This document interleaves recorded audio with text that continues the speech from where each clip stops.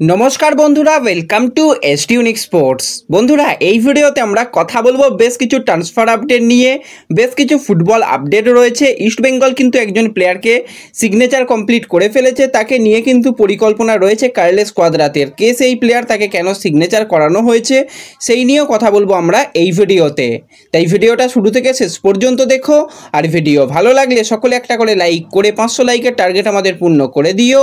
আর যারা চ্যানেলে প্রথমবারের জন্য এসেছো মনে করে চ্যানেলটাকে সাবস্ক্রাইব করে তার পাশের বেল আইকনটাকে অন করে রেখো, তাহলে তোমাদের প্রিয় দলের খেলার সমস্ত আপডেট তোমরা এখানে পেয়ে যাবে। তো চলো আর দেরি না করে ভিডিও শুরু করা যাক।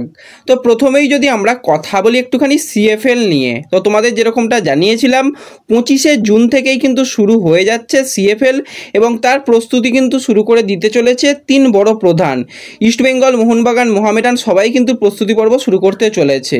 এবার মোহনবাগান তারা সবার আগে প্রস্তুতি পর্ব শুরু করতে চলেছে, যেরকমটা শোনা যাচ্ছে সোমবার থেকেই কিন্তু তারা প্র্যাকটিসে নেমে পড়বে। এবং এবছরে কিন্তু তাদের রিজার্ভ টিমের জন্য দায়িত্ব দেওয়া হয়েছে নতুন কোচকে। এর আগে আমরা দেখেছিলাম বাস্তব রায়ের অধীনে কিন্তু রিজার্ভ টিম খেলতো, কিন্তু এখন পরিবর্তন করা হয়েছে কোচকে, সেখানে ডেগি কার্ডোজোকে কিন্তু রিজার্ভ দলের দায়িত্ব দেওয়া হয়েছে।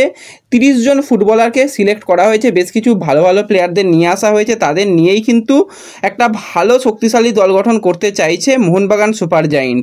এছাড়া অভিজ্ঞ বেশ কিছু প্লেয়ার রয়েছে, সুহেল বাট রয়েছে, দীপেন্দু বিশ্বাস, রাজ বাস্ফোর, আমনদীপ, তাইসনের মতন প্লেয়ার, তাদের নিয়েও কিন্তু পরিকল্পনা রয়েছে সিএফএল এর জন্য, তাদের নিয়েও কিন্তু প্রস্তুতি পর্ব শুরু হবে। এছাড়া তোমাদের কিছুদিন আগেই জানিয়েছিলাম ইউনাইটেডের থেকে কিন্তু সায়ন দাসকে সাইন করানো হয়েছিল। এছাড়া গোলকিপার রাজা বর্মনকেও কিন্তু সাইন করিয়ে নিয়েছে মোহনবাগান সুপার জায়েন্ট।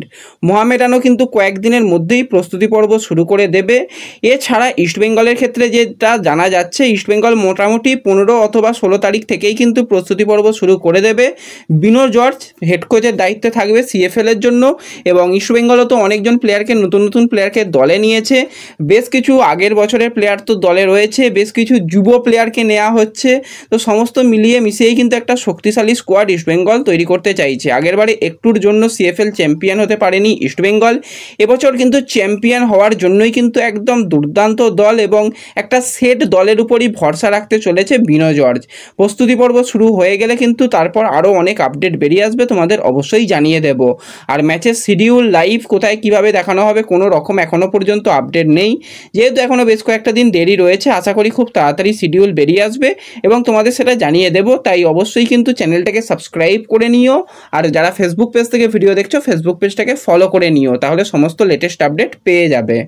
এরপর যদি আমরা একটুখানি ট্রান্সফার আপডেট নিয়ে কথা বলি, প্রথমেই একজন বাঙালি প্লেয়ারকে নিয়ে কথা বলতেই হয়। তো 24 বছর বয়সী সেন্টার ফরওয়ার্ড প্লেয়ার রহিম আলী, চেন্নাইন এফসির সঙ্গে দীর্ঘদিনের তার সম্পর্ক। চেন্নাইন এফসিতে কিন্তু 85টা ম্যাচে 14টা গোল 5টা অ্যাসিস্ট তার কাছ থেকে দেখা গেছে। তোমাদের যেরকমটা জানিয়েছিলাম রহিম আলী কিন্তু ক্লাব ছাড়তেও পারে, কারণ তার কাছে ভালো অফার রয়েছে, এবং দুটো ক্লাবের অফার তোমাদের বেশ কিছুদিন আগেই জানিয়েছিলাম। তো এই মুহূর্তে যেটা লেটেস্ট আপডেট বেরিয়ে আসছে, রীতিমতন কিন্তু চেন্নাইন এফসি কন্ট্রাক্ট এক্সটেনশনের অফার দিয়ে রেখেছে রহিম আলীর কাছে। এছাড়া পাঞ্জাব এফসি তাকে নেবার ব্যাপারে ইন্টারেস্ট রয়েছে, কথাবার্তা চালাচ্ছে, এবং যে ক্লাবটা তাকে নেবার ব্যাপারে আরও বেশি জোরদার চাইছে সেটা হচ্ছে অন্য কেউ নয়, ওড়িশা এফসি।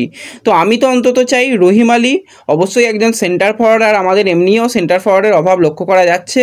তো যদি সের্জিও লোবেরার কাছে গিয়ে কিছুটা হলেও আরও বেটার ফুটবল খেলে বা যদি চান্স ঠিকঠাক পায়, তাহলে কিন্তু রহিম আলীর জন্য যেরকম ভালো, আমাদের ন্যাশনাল টিমের জন্যও ভালো। তো অবশ্যই কিন্তু আমরা একজন বাঙালি স্ট্রাইকারকে দেখতে চাই যে কিন্তু গোল করবে দেশের জার্সি গায়ে। তো তার জন্য কিন্তু তাকে ভালো ফুটবল খেলতে হবে, গোলের কাছে গিয়ে মিস করলে তো হবে না।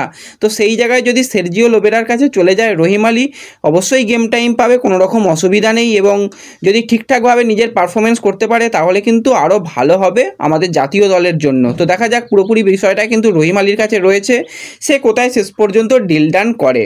তো এরপরে যদি আরও একজন প্লেয়ারকে নিয়ে কথা বলি, 26 বছর বয়সী ভারতীয় সেন্টার ফরওয়ার্ডের প্লেয়ার ঈশান পান্ডিতা, কেরালা ব্লাস্টার্সের সঙ্গে 2025 সাল পর্যন্ত কন্ট্রাক্ট রয়েছে। আর কেরালার জার্সি গায়ে 17টা ম্যাচে কিন্তু খাতা খুলতে পারেনি, কোনো রকম গোল কোনো রকম অ্যাসিস্ট কিন্তু তার কাছ থেকে দেখা যায়নি। জামশেদপুরের হয়েও খেলতো, গেম টাইমের অভাব, 36টা ম্যাচে মাত্র 6টা গোল। এফসি গোয়ার হয়ে 17টা ম্যাচে 4টে গোল দেখা গিয়েছিল ঈশান পান্ডিতার কাছ থেকে। তো যেরকমটা তোমাদের জানাচ্ছিলাম যে ঈশান পান্ডিতা সে কিন্তু কেরালা ব্লাস্টার্স ছাড়ার সিদ্ধান্ত নিচ্ছে এবং কেরালা ব্লাস্টার্সও কিন্তু তাকে নিয়ে খুব একটা খুশি নয়, তাকে কিন্তু ছেড়ে দেওয়ার সিদ্ধান্ত নিচ্ছে। তো মোটামুটি এটা কন্ট্রাক্টটা টার্মিনেট হয়ে যেতে পারে। কন্ট্রাক্ট যদি টার্মিনেট হয়ে যায় তাড়াতাড়ি তোমাদের জানিয়ে দেবো। আর তাকে নেবার ব্যাপারে আই লিগের কিছু ভালো ক্লাবের অফার তো রয়েছে, আইএসএলেরও অফার রয়েছে, কিন্তু তার থেকে তো আমার মতে বলে আই লিগে যদি খেলে অনেক বেশি গেম টাইম পাবে, যদি গেম টাইমের জন্য ভাবে। আর যদি ভাবে যে না আমার টাকা পয়সাই দরকার, তো সেক্ষেত্রে যদি একদম বেঞ্চটাকে পছন্দ করে তাহলে আইএসএলে সিগনেচার করলে তার জন্য বেঞ্চটা খুব ভালো হবে। তো দেখা যাক ঈশান পান্ডিতাকে নিয়ে কি আপডেট বেরিয়ে আসে, পরবর্তী সময় তোমাদের অবশ্যই জানিয়ে দেব।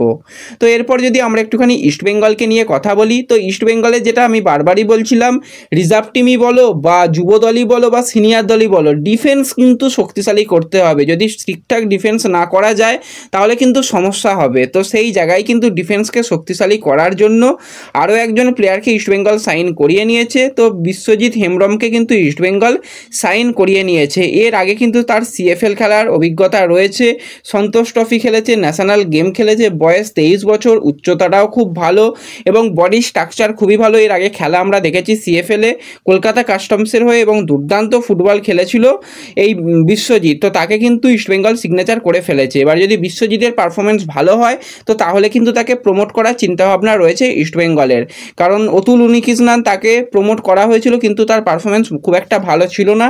সেই জায়গাতেই কিন্তু বিশ্বজিৎকে প্রমোট করার চিন্তাভাবনা রয়েছে। ইয়াং প্লেয়ার, তো দেখা যাক, অবশ্যই তাকে ভালো ফুটবল খেলতে হবে, সামনেই সিএফএল, নিজের সেরাটা দিয়ে খেলতে হবে, তাহলে কিন্তু আইএসএলের রাস্তা খুলে যেতে পারে বিশ্বজিতের সামনে। এরকমটাই আপডেট বেরিয়ে আসছে। তো এই ভিডিওতে এটুকুই আলোচনা করার ছিল।